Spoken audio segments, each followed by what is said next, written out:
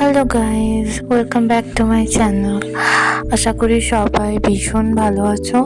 And আমি তো প্রায় 1 মাস পর আজকে ভিডিও দিলাম। আর আমার হেয়ার কাটটা আমার ফেসের সাথে কেমন যাচ্ছে সবাই জানিও। তো আজকে ভিডিও করার কারণ হচ্ছে আমার পার্পল থেকে একটা পার্সেল এসেছিলো। আর আমি এক্সামের কারণে তো প্রায় অনেকদিন ভিডিও করতে পারিনি।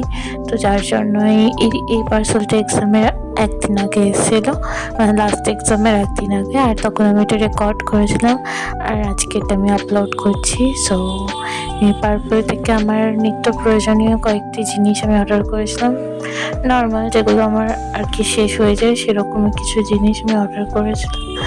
আর আমি আমার সেই অত্যাধুনিক রেজার দিয়ে আমার পার্সেলটাকে আনবক্স করতে স্টার্ট করেছি। এসি চলছে তবুও আমার গরম লাগছে, I don't know Y. So এখানে দেখো আমি পার্সেলটা আনবক্স করে ফেলেছি। আর এর মধ্যে একটা ফেস ওয়াশ ছিল, একটা ইন্টিমেট ওয়াশ ছিল, আর একটা ব্লাশ ছিল। আর দেখাচ্ছে কি কি প্রোডাক্টগুলো আছে, আমার তো ভীষণ পছন্দের।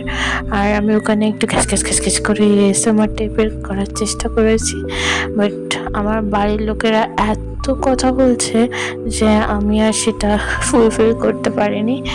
তো এটা হচ্ছে একটা গুড ভাইবসের রোজ ফেস ওয়াশ। এটা হচ্ছে একটা ফোমিং ফেস ওয়াশ অয়েলি স্কিনের জন্য, যেহেতু আমার কম্বিনেশন স্কিন। তো আমার গরমকালে অয়েলি আর শীতকালে ড্রাই হয়ে যায়। সো এখন যেহেতু গরমটাই হালকা হালকা চলছে, তো আমি ওইটাই প্রেফার করেছি। অ্যান্ড এটা হচ্ছে সানফির একটা ইন্টিমেট ওয়াশ। এটা খুব ভালো as a women, as a girl, I think women, আমি এখন ওমেন। তো এটা প্রত্যেকটা মেয়েদেরকে আমি সাজেস্ট করবো যে প্লিজ ইউজ করো, তোমারও ভালো রেজাল্ট পাবে। অ্যান্ড এটা হচ্ছে ব্লাশ, আমার ফেভারিট এনওয়াইবের, মানে একটা ব্লাশ। আর ভীষণ কালারটা সুন্দর, একদম পিঙ্ক, একদম একটা চেরি পিঙ্ক টাইপসের একটা কালার। অ্যান্ড আমি তোমাদেরকে এটা দেখাচ্ছি আর কালারটা কীরকম। আমি একটু মোটা হয়ে গেছি না, জানিয়ে তো সবাই কমেন্টে যে আমি মোটা হয়েছি না, ঠিকঠাকই আছি। অ্যান্ড আমার হেয়ার কাটটা কেমন লাগছে অবশ্যই জানিও। সো এর প্যাকেজিংটা ভিতরে ভীষণ সুন্দর।